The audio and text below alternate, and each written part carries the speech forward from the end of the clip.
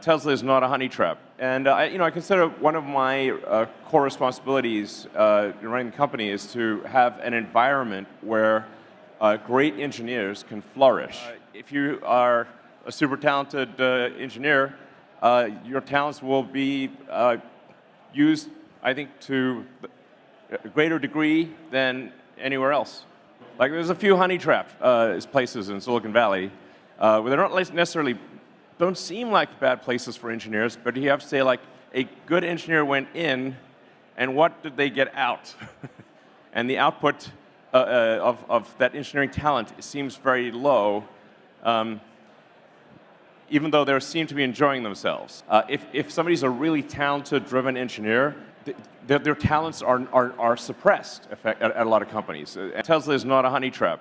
In this video, we're talking about something very important that flew under the radar during AI Day.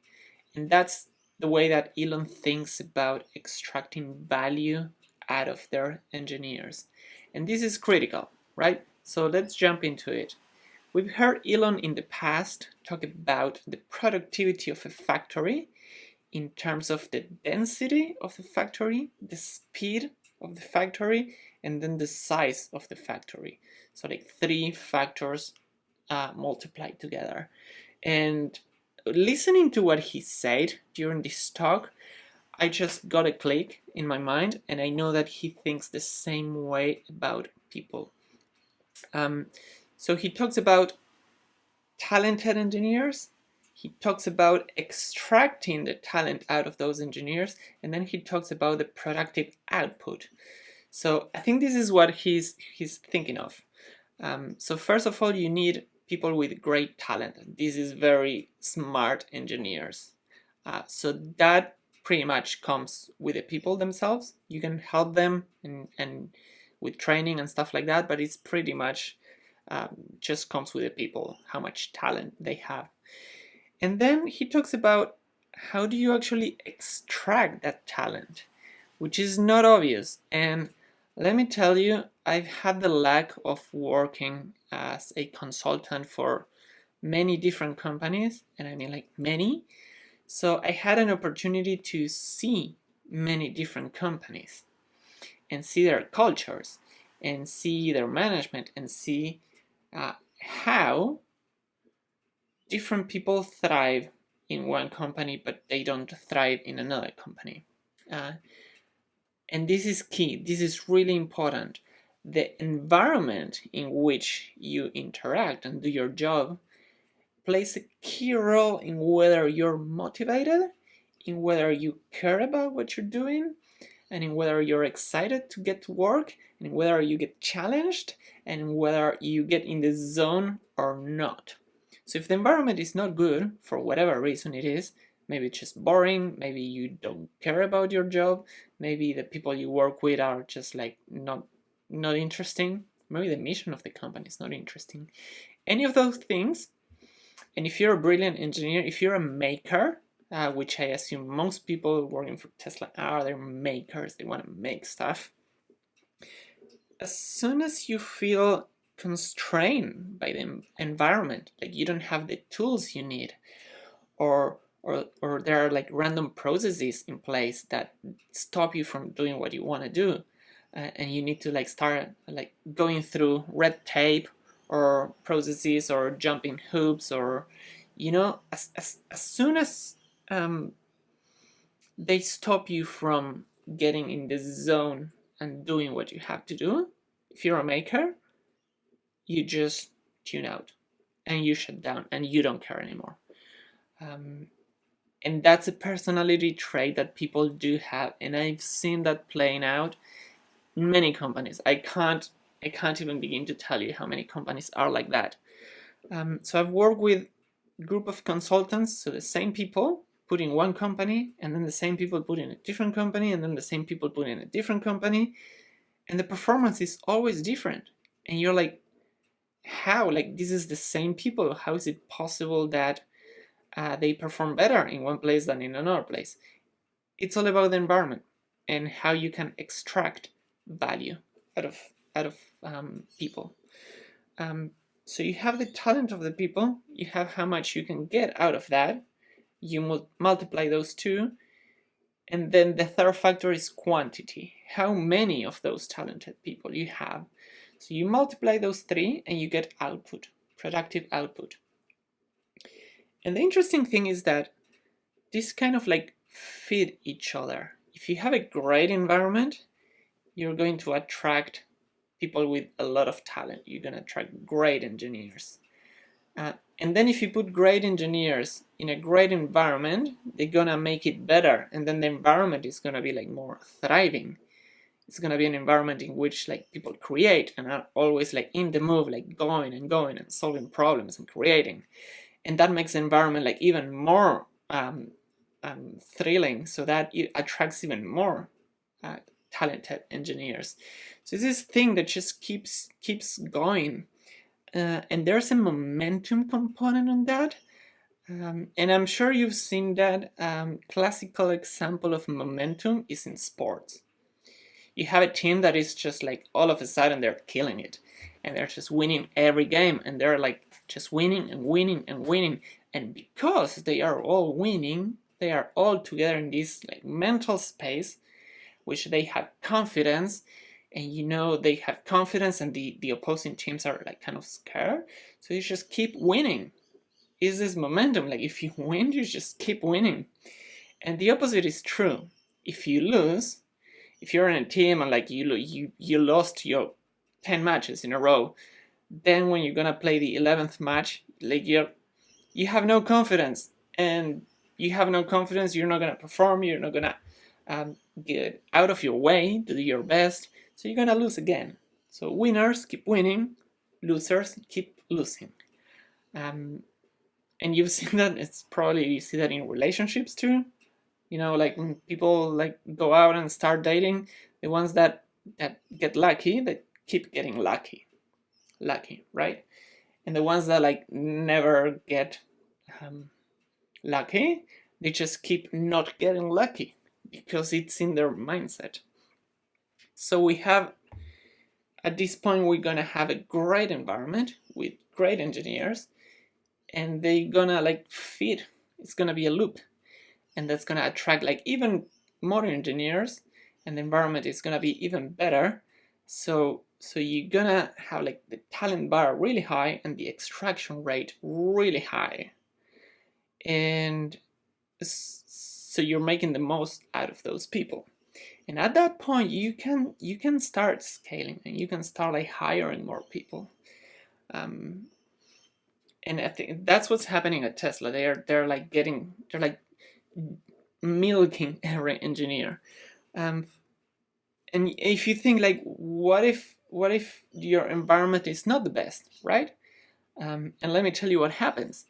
If the environment is not great, the great engineers don't want to join that company. And I've seen that as a consultant. Like companies end up hiring consultants because nobody wants to work for them. They literally cannot find talent. So they either hire like third-party contractors, or the people that actually join the company, they're not the brightest. I'm sorry if I'm offending you, but like that's true. If the environment is not great, the only ones who join are also not great. So you're gonna have an environment with like low talent, right? And then because the environment is not good, the extraction rate is also gonna be low. Just for example purposes, let's say the talent of the people is half, and the extraction rate is also half. So you multiply half times half, you get 25%, as opposed to Tesla, right? So if your people are half as smart and you are able to extract half of the value from them, you're actually getting 25%, right? 25% value when you compare it to Tesla. And that comes back to efficiency. When you look at Tesla and you're like, how is it possible that they are so efficient and they are like innovating so fast with so low R&D cost? And they just keep innovating, and the R&D expenses do not go up that much. It's because of that. You're just in this environment where you're just like making the most out of everyone. But if you don't have that, you don't have great people, and you don't have a great environment, then the only other component you get is Q, quantity. So if you want to increase output, the only thing you can do is you can go and hire more people. Now, and I've seen this too, let me ask you a question. The new people you're able to hire, do you think they're gonna be smarter than the people you already have? Or are you gonna have to lower the bar in order for new people to join? And the answer is you're gonna have to lower the bar. So the new people you get are actually less capable. So you're not scaling linearly.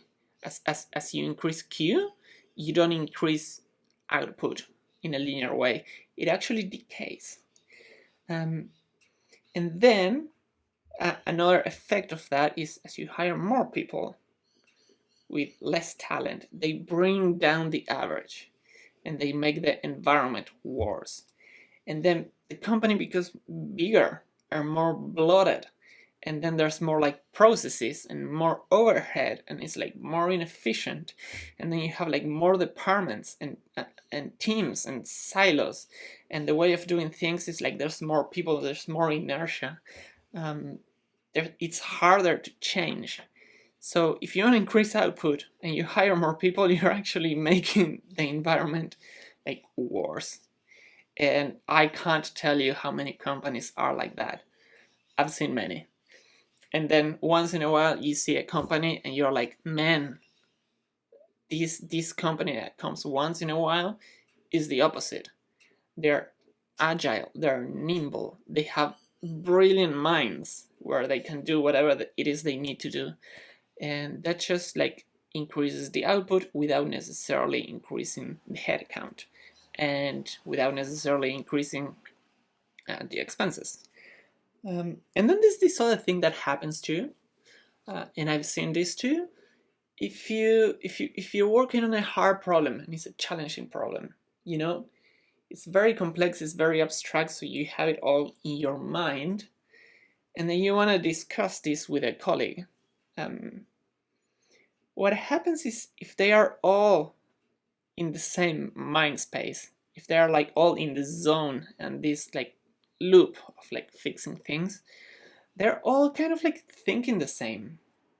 And I'm sure you're experienced this, when you're thinking about something and you're gonna explain that to a friend, and you just say a few words and your friend is like, yeah, I get it. And you don't have to explain the whole idea. You just like, it's almost like you have a shared mind. You're both thinking about the same thing, so you can communicate like way more efficiently, as opposed to people that are not necessarily the brightest. And if you have an idea and you want to explain that to them, like you need to like really get it out of your brain and like bring it down to the language part and then like concepts and like hope they get it. It's really inefficient. So that also makes the iteration speed way slower in big companies with not the brightest people. But if you're a small team, you're nimble, you're all wicked smart, and you're all working on the same problem, you can be like, hey, I was thinking about that, and what if we change that to that? And they'll get it. And they'll challenge back to you, and they'll say like, oh yeah, that'll work, but what if we do this other thing? And then they'll be like, oh yeah, that's true. So it all happens very fast. And then the last point I wanted to mention here is about talent, people. There's not that many people. And if you go back to the Pareto example, where like 20% of something represents 80% of the output, or like something like that, it doesn't necessarily have to be 20-80. It's just the idea that a small number of your items contributes the most out of your output. So if you think about people, right, you could think that like 20% of the engineers provide 80% of the value in the world. Now, if you're a great company with a great environment, that 20% is going to want to work for you. So you're going to have 80% of the talent.